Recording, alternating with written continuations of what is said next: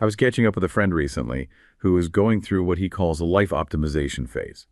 We were sitting in a quiet cafe, and he spread out this chaotic notebook across the table. It was covered in mind maps, 10-year plans, and aggressive checklists.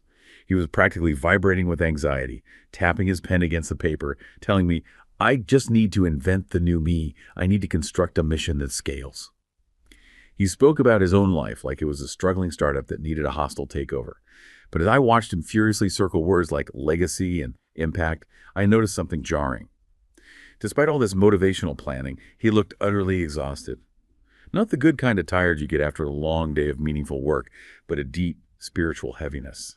He was trying to force his life into a shape that looked successful on paper, treating his future as something he had to manually build out of sheer willpower. To him, if he wasn't hunting down his purpose, he was failing. It was a perfect example of how we are conditioned to think about destiny as a project we must create from scratch. But looking at his distress, I couldn't help but think of a Japanese concept that views this struggle completely differently. It suggests that the heaviness my friend was feeling wasn't because he lacked ambition, but because he was trying to fabricate a path rather than simply recalling one. It's called Tenmei, and it proposes that the answer to "what was I born to do" isn't something you go out and find. It's something you stop and remember. That image, that spiritual heaviness from, too much optimization. What? It's just so potent. It really is. And it's the perfect way into this whole idea of Tenmei, because what you just described, it really captures the paradox of how we chase purpose today. Mm-hmm. The harder we push to define ourselves with these external metrics, the more anxious and disconnected we feel. We're just saturated with this pressure to constantly self-actualize, to measure everything. Right, to metricize your own life. Exactly. And Tenmei just flips that script completely. It suggests that all that relentless pursuit, it actually drives us away from who we really are. Exactly. My friend felt he had to construct a mission statement, like he was writing a corporate memo for his soul. Right. And this concept says, wait, no, the mission statement was already written a long time ago. Yeah. You just forgot where you filed it. Precisely. And that's the core idea we're diving into today, looking at Tenmei as an innate blueprint. It literally translates to heaven's mandate, or, a more spiritual take is the task your soul whispered before it arrived. It just challenges this whole modern assumption that purpose is something you manufacture. So our mission today is to explore that challenge, see what practical, historical, and philosophical depths it holds, and I think most importantly, how we can actually start that process of remembering. Okay, so let's unpack this, starting with a clear definition of what Tenmei really means, because heaven's mandate can sound a little grand for the average Tuesday. It does sound grand, but the practical reality of it is actually quite intimate. It's understood as the unique direction where your essence shines brightest. Okay. It's the pre-existing, non-negotiable shape your life naturally takes when your inner convictions and your outer actions just align perfectly. So it's not about ambition. No, crucially, it's not something fixed by sheer ambition or effort. It's not about working harder. It's about flowing smarter. So if I spend 2 hours every Sunday building this huge detailed vision board of my ideal life, pictures of private jets, a specific job title, am I getting closer to Tenmei? Well, highly unlikely. A vision board is usually built on ambition, on effort, on, external validation. The desires of the ego. Exactly. Tenmei is the blueprint that's already resting inside you, and it's totally independent of material success or social status. That feeling of being stuck or lost, it's not a sign that your destiny has failed you. Right. It's a sign that the distance between you and your Tenmei has just quietly gotten wider, maybe because you're chasing someone else's mandate. It's like a kind of spiritual amnesia, not a lack of direction. That distinction is so crucial. The difference between searching for a new path and recalling an old one. And that brings up the difference I saw between Tenmei and Unmei. How do those two concepts really differ? This is one of the most important distinctions to make. Tenmei is not Unmei. Unmei is, it's fixed destiny. The things that just happen to you. Right. The inevitable external circumstances of fate, like being born in a certain country or the chance encounters you have. It's the hand you're dealt. The external restrictions. Exactly. Tenmei, on the other hand, is what awakens within you. It's not a pre-built railroad you have to follow no matter what. It's more like a path whose contours only get clearer the more sincerely you live and the more you align with that innate direction. See, it unfolds as you grow into it. Yes. Think of it this way. Unmei gives you the field you play on, but Tenmei is the unique role you came here to play on that field. And it's a role you have to actively, though, receptively embody. That phrase, "it unfolds as you grow into it," sounds less like a sudden lightning bolt of clarity and more like a slow, emergent process. But if it's not a checklist or a 5-year plan, how does Tenmei actually communicate with you? Because our rational minds want, a memo about our purpose. It never speaks directly through logic, never. It communicates through sensation, a subtle language of energy and feeling. And this is a language the rational mind just cannot fabricate. So you have internal signals. You do, for alignment and misalignment. And learning to read them is really the first practical step of Tenmei. Can you elaborate on those signals? Because this is where it gets highly applicable for people listening. Sure. So misalignment or moving away from Tenmei often shows up as that deep spiritual heaviness you mentioned. And this isn't just being physically tired, it's experiencing these repeated, exhausting obstacles, a deep fatigue that sleep doesn't fix, or emotional friction in things you feel you should enjoy. A feeling of constantly swimming upstream. Exactly. Constantly swimming against your own tide. And we've all felt that, but we usually just blame it on not working hard enough. And that's the danger. That's the danger. Conversely, alignment feels light. And this isn't passive ease, which is just laziness. It's an active receptivity. You feel drawn to something for no logical reason, an echo from your childhood, maybe a specific craft or a type of community. When you're moving in the direction of Tenmei, the feeling is less, I have to, and more, somehow I can. That idea of lightness is so compelling, but let's challenge it a bit.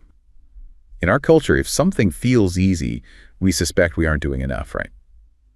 So how do you tell the difference between the lightness of alignment and just, choosing the path of least resistance? That's a critical challenge. The lightness of Tenmei is often accompanied by effort, but it's an effort that is intrinsically motivating. It's the difference between rowing a boat you hate toward a destination you despise. Which is sheer effort. Right. Versus sailing a complex ship through a storm toward a harbor you love. That's active engagement with resistance. When you step into Tenmei, you start noticing paths opening up through a chain of coincidences, what some people call synchronicities. So the external world starts to help you. Yes, the people, the resources, the opportunities, they begin to rearrange themselves to help you move forward. The effort is still required, but it feels like the universe is supporting the underlying trajectory. So the world stops being this adversary you have to conquer. Precisely. We're conditioned to think we have to fight the external world to get what we want, but Tenmei suggests the world actively supports you when you are on the right track. This doesn't mean the struggle disappears, but the type of pain changes entirely. That's an incredibly important distinction. If Tenmei doesn't mean life is effortless, what's the right kind of pain? You learn to accept the right kind of pain. What's called the warm ache of expansion. The warm ache of expansion, I like that. It's the pain of growth, of complexity, of getting better at something.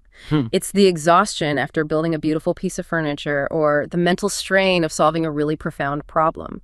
It is not the pain of harm or spiritual exhaustion that comes from forcing your life into a shape that doesn't fit. So when you're aligned, the work actually gives you energy. It gives you energy, even as it drains you physically. The purpose of the struggle becomes self-evident. So for someone who feels that spiritual heaviness, who wants to shift from the fabrication model toward remembrance, what are the actionable steps? How do you align with the blueprint? It's a path of continuous remembrance and subtle monitoring. First, you have to revisit those childhood clues. Early passions, obsessions, those moments of flow that left fingerprints on your soul. Before the world told you what you should be. Exactly. Those are the earliest, purest manifestations of your Tenmei. Second, you actively follow the direction that feels light. Use that sensation as a compass. If two opportunities come up and one feels heavy with dread while the other feels engaging, even if it's harder, you choose the engaging one. And you mentioned synchronicities. Yes, you track those synchronicities. Acknowledge when the external world supports your movement. See them not as just luck, but as confirmation you're on course. And finally, pay close attention to the magnetic field of your relationships, the people you meet or part with. They often reflect where your Tenmei is pointing. It sounds like career counseling, if it were aligned with Tenmei, wouldn't start with a resume review. It would start with a childhood memory. That's a perfect way to put it. Let's look at how this plays out in the real world, contrasting this remembrance model with the goal-oriented frameworks we all know. The first story really hammered this home for me. It involves Kenji, a super successful logistics manager in Tokyo, and his Western-trained career counselor, Elias. This is such a great case study because it shows the limits of purely rational, externally focused career planning, especially when the client is feeling that deep spiritual heaviness you described at the start. So Kenji had hit all the typical milestones. Yeah. VP title, great salary, really efficient teams. But he felt completely hollow. So he goes to Elias, this counselor who's an expert in SWOT analyses and 5-year plans. All the tools for constructing a future. Right. Maximizing current strengths. But Kenji couldn't find a single goal that resonated. Every plan just felt like another obligation. And that's the moment when high achievers realize their success metrics are arbitrary. They've constructed this magnificent building only to realize they never checked if they were building it on the right plot of land. Elias's tools are for optimization, not for initial orientation. Exactly. So the breakthrough didn't come from a spreadsheet. It came when Elias tried a different tactic. He asked Kenji to describe the happiest, most peaceful moment of his early life, totally divorced from any idea of achievement. And Kenji remembered being 7 years old, visiting his grandmother. She was a seamstress, and she had this huge collection of sewing buttons that had spilled all over the floor. Just chaos. Thousands of buttons. Complete chaos. And Kenji spent hours, maybe the whole day, just obsessively organizing them. By material, by size, by color, creating these beautiful, distinct categories. He remembered feeling this profound, total sense of peace when the chaos turned into absolute meticulous order. And he wasn't rewarded for it. No reward. No one told him he was a good boy. He just was. The act was everything. That retrieval of a memory is the essence of tapping into the blueprint. It completely bypasses the conditioned self. And the insight was huge. Kenji's Tenmai wasn't logistics manager. That was just the job title. It was the restoration of order, that innate, visceral drive to bring alignment and clarity to complex, broken systems. The title logistics manager is just a modern container for a much deeper drive. By identifying that underlying sensation, the peace he found in turning chaos to order, Kenji realized he was using his gift to move inventory, which was boring him, instead of using it to address genuine disorder. Yep. Right. The job was a technical fit, but the application was misaligned. Completely misaligned with the emotional weight of his mandate. So he didn't quit his job to become a button sorter, but he shifted his focus entirely. He took his logistics expertise and that innate drive and moved into disaster relief coordination for NGOs. Wow. The work was still intense, still stressful, but the motivation was in absolute alignment. He said the exhaustion was now that warm ache of expansion. This completely reframes what it means to be lost, doesn't it? It suggests that effective career counseling should be about stripping away all the noise to reveal that blueprint. Being lost isn't a failure of ambition, it's just a form of amnesia. It requires deep listening, not aggressive planning. And this approach has powerful implications for psychological well-being too, which we often treat as another project to be measured, another thing to fix. Which brings us to the story of Mark, the American data analyst who tried to fix his anxiety in a Kyoto pottery studio. Mark was the epitome of the KPI life. Key performance indicators. For everything, not just at work. He tracked his sleep, his diet, his mood scores. He felt that if he didn't hit a performance target, he basically didn't exist, which of course led to intense chronic anxiety. When your self-worth is conditional on performance, your identity is always under threat. The moment the market dips or your numbers falter, you falter. So he goes to Kyoto hoping that the quiet, meditative craft of pottery would be his next KPI. Achieve Zen state through clay. Right. He watched the master potter, Hiroshi, work for days. And Mark, getting so frustrated with his own inability to make a perfect form, finally asked Hiroshi what his specific goal for the vase was. And Hiroshi just smiled. What did he say? He explained that he wasn't trying to impose a shape on the clay. He was waiting for the clay to tell him what it wanted to be. Wow. He said if he forced it too fast, it would wobble and collapse. He had to respond to the clay's inherent nature, its texture, its moisture, its willingness to hold a shape. His hands are guided by intuition, not some pre-drafted blueprint. Which must have been so frustrating for Mark, the data analyst. He wanted a measurable process, a metric for success in pottery. Of course. But he realized that every time he forced the clay toward the specific shape he had in his mind, it just collapsed. Dramatically. So what happened? Only when he slowed down, when he relied on intuition, felt the texture, that language of sensation, and accepted the limits and possibilities of the material. Only then did the pot stand. And he realized. He realized his anxiety wasn't some flaw to be conquered. It was the psychological result of constantly fighting his own nature to meet external metrics.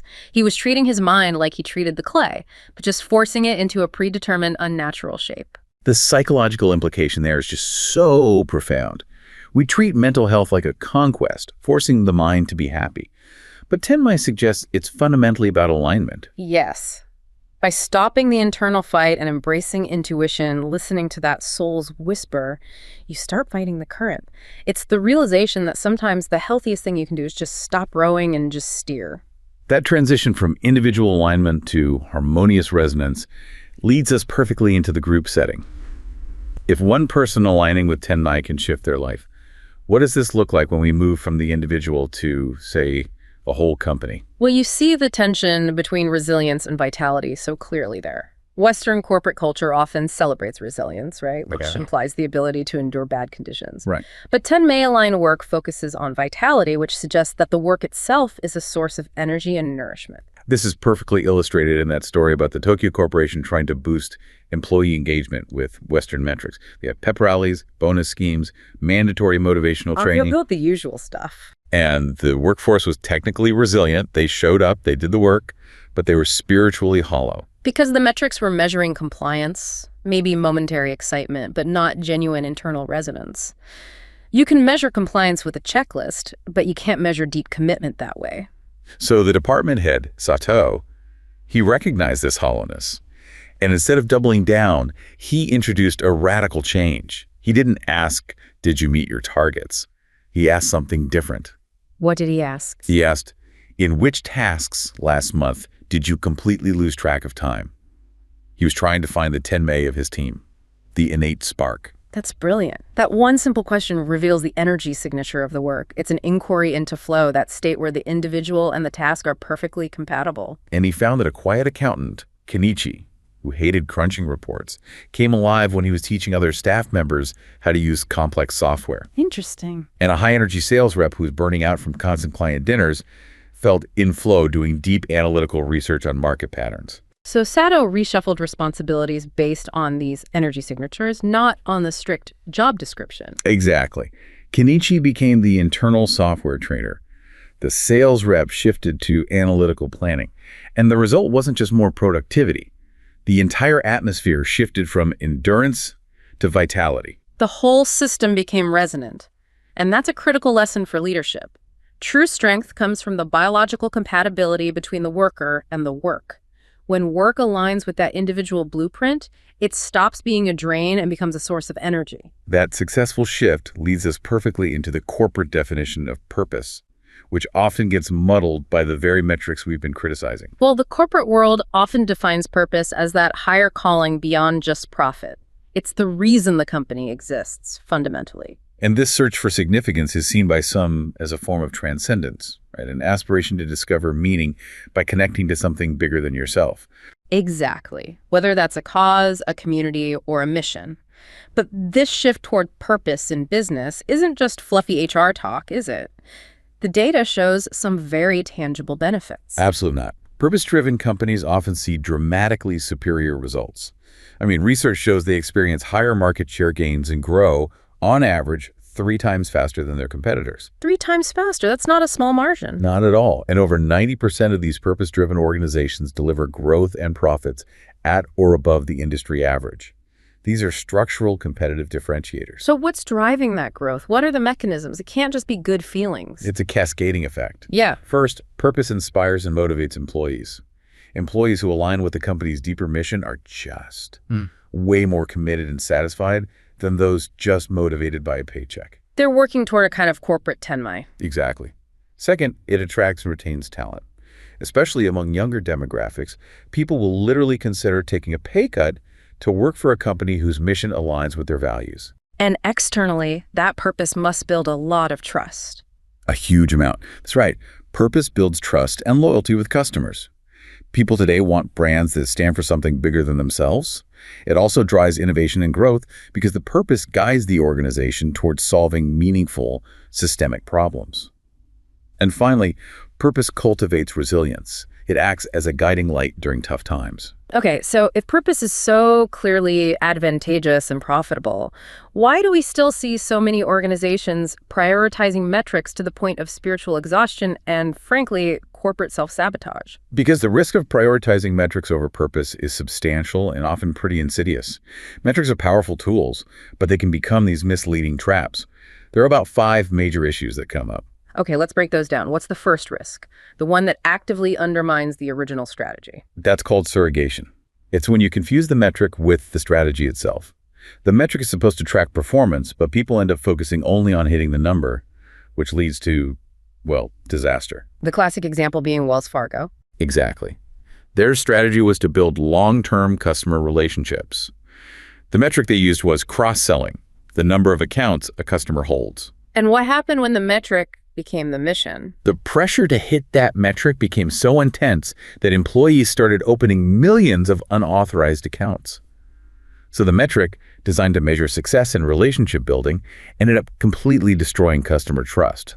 The tool designed to measure success actively destroyed the goal. A perfect example of losing the why. What's the second risk? The second is fostering a short-term mindset. Metrics are often used for quarterly or annual reviews, which pressures people to prioritize immediate results over long-term value. So a sales manager might offer deep discounts just to hit a quarterly target. Exactly. They get their short-term metric win, but they erode long-term profitability and set a terrible precedent. And the system often misses the most critical elements of success entirely, doesn't it? That's the third point. Ignoring intangible aspects. KPIs are great at measuring sales and costs, but they're terrible at measuring things like employee morale, collaboration, or innovation. A company can look great on paper, but if the employees feel unvalued, morale drops, quality suffers, and attrition rises. The fourth risk seems especially relevant to Tenmei, the way it stifles creativity. It does. If performance is evaluated solely on metrics, it creates a culture of conformity and risk aversion. Innovation is inherently risky. So an R&D manager who's afraid of failure might just avoid genuinely disruptive projects and opt for safe, incremental improvements that guarantee a positive number on their review. And finally, the resulting loss of meaning. Yes, metrics can reduce work to numbers, which strips away the value and significance of what people do. And this is made worse by the fifth risk, creating a competitive culture. When rewards are based purely on individual metrics, it fosters rivalry and knowledge hoarding. So it's clear that whether we're talking about personal purpose or corporate strategy, the act of hunting, inventing, or measuring purpose often leads us astray from that innate blueprint. To really appreciate the philosophical depth of Tenmei, we have to ground it in its deep historical roots in Chinese thought. Exactly. The concept of Tenmei in Japan finds its roots in the ancient Chinese philosophical concept of Ming, which means life, fate, or command.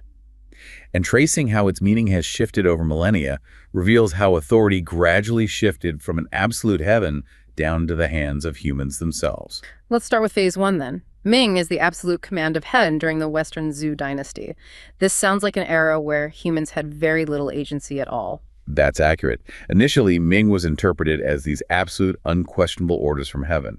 And this concept was primarily used to permeate the divinity of the ruling class. So Ming was a political tool to ensure unquestioning obedience. Absolutely. The justification for the Zhou dynasty taking over from the Shang was that the Shang rulers had lost the mandate of heaven because of their immorality, and the underlying goal was pretty severe. Educate people to obey authority unconditionally. The implication of that must have been a numbness to life itself, right? If heaven dictates everything and your efforts don't matter, why strive? Exactly. It makes education and personal growth seem futile, a fundamentally restrictive belief system. So when did the focus start to shift toward the human, the moral component? That crucial transition happened in phase 2.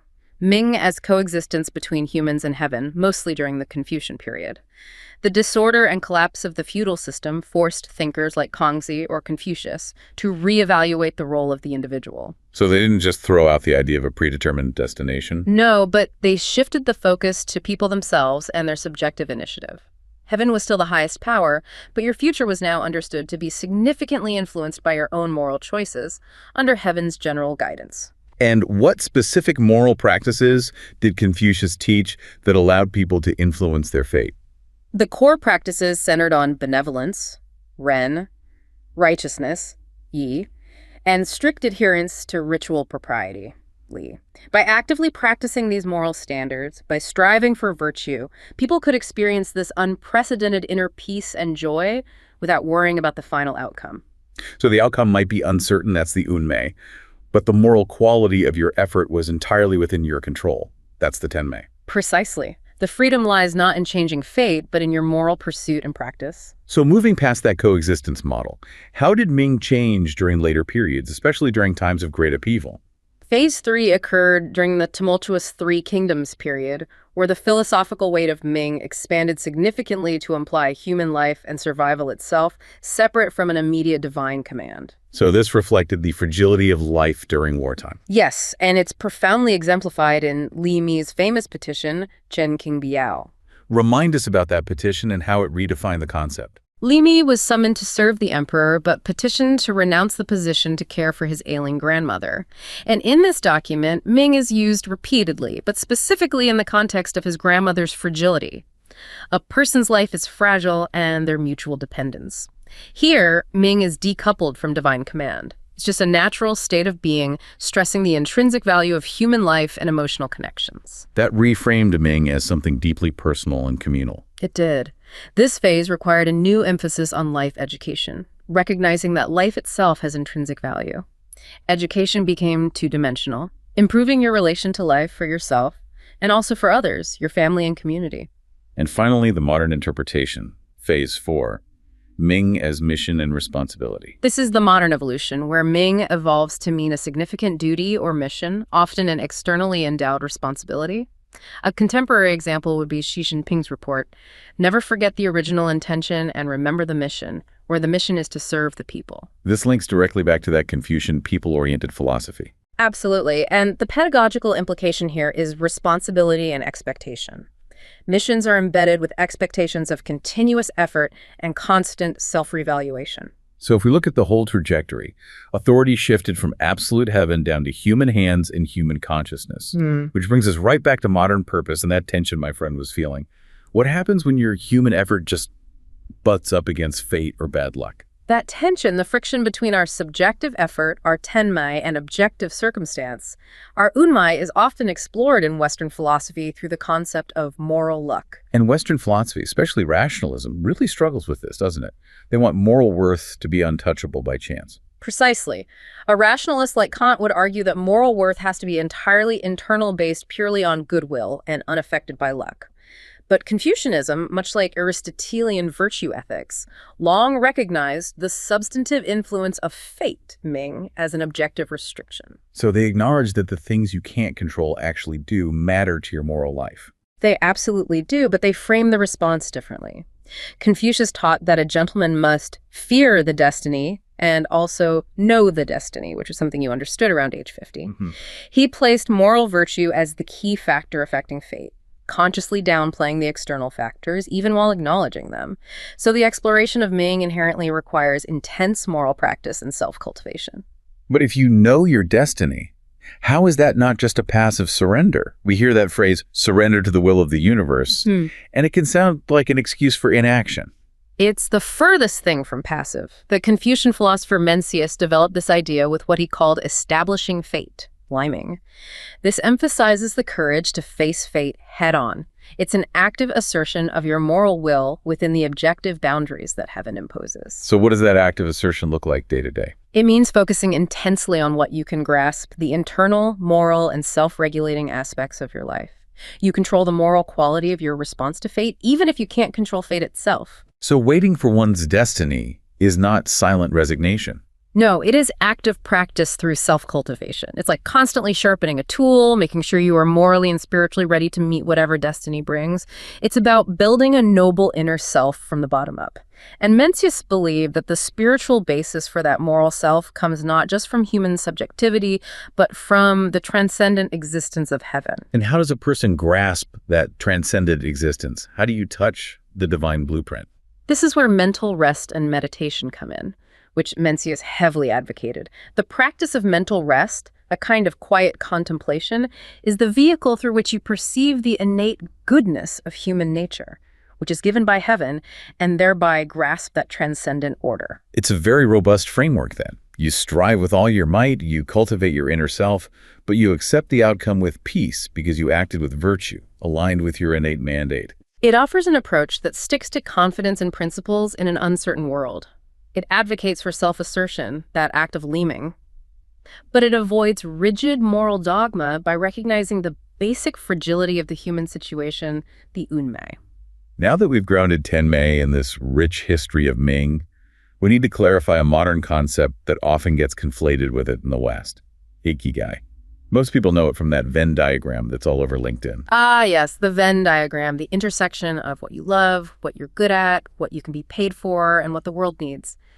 It's extremely popular, but it's a simplified, functional, and frankly, Western reinterpretation of Ikigai. So the original Japanese concept is much broader. Much broader and more profound. Thinkers like Mieko Kamiya describe Ikigai not as a checklist, but fundamentally as a state of being, a pervasive feeling of value and purpose derived from life itself. And crucially, Kamiya noted that Ikigai is more future-oriented than simple happiness. It's the reason you look forward to the future, even if the present is hard. So it's not a momentary feeling, it's a foundational perspective. Exactly. Ikigai can manifest as taking joy in small, everyday pleasures, like a perfect cup of tea, as well as the pursuit of a huge, life-defining goal. Kamiya asserted that for a person to experience Ikigai-kan, the feeling of Ikigai, 7 types of personal needs must be satisfied. And that goes way beyond a job description. Can you give a few examples of those needs? Certainly. They include the need for life satisfaction, the need for change and growth, the need for a bright future optimism, the need for resonance, which is feeling connected and understood, the need for freedom, and of course, the need for meaning. The Venn diagram captures the transactional needs, but it misses the emotional, spiritual, and relational needs. So Tenmei is the specific, unique mandate you remember, and Ikigai is the pervasive feeling of fulfillment you experience when you're living in alignment with that mandate. That's the perfect synergy between them. Now let's bring Tenmei back into its native cultural context in Japanese history, because the concept of the mandate of heaven was used as a direct tool for political legitimacy. This is where we look at the role of Tenmei in Japanese poetics and governance, specifically during that period of divided imperial courts in the 14th century. Right. Historically, Tenmei was central to political discourse in Japan, especially in the imperial poetry anthologies, or waka. These were not just literary collections, they were politically charged manifestos. And we see this played out clearly with retired Emperor Hanazono, who is the head of the Jimmy-Enshin faction, trying to legitimize his line against the rival Daikakuji faction. The context is crucial. This was a highly volatile time. The imperial court was split into 2 rival lines, and legitimacy was a fierce battleground. Hanazono's line needed a transcendent, unassailable justification for their authority. And he used a poetry anthology's preface to make this political case, invoking the Chinese philosophical tradition to claim the mandate of heaven. Exactly. Hanazono linked his anthology, the Fugashu, to canonical texts to legitimize his line. He specifically used the Confucian concept of fengwind, or influence, which in governance means governance through the virtue of great men. So he was making a claim that his faction possessed the moral authority granted by heaven. Correct. He argued that poetry's true function was feng, and proclaimed that his poetic school was the legitimate heir to that spirit.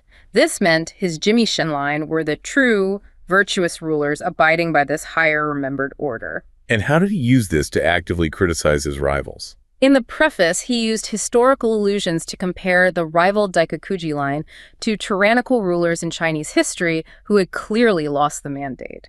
At the same time, he aligned his own line with mythical sage emperors, confirming their virtue.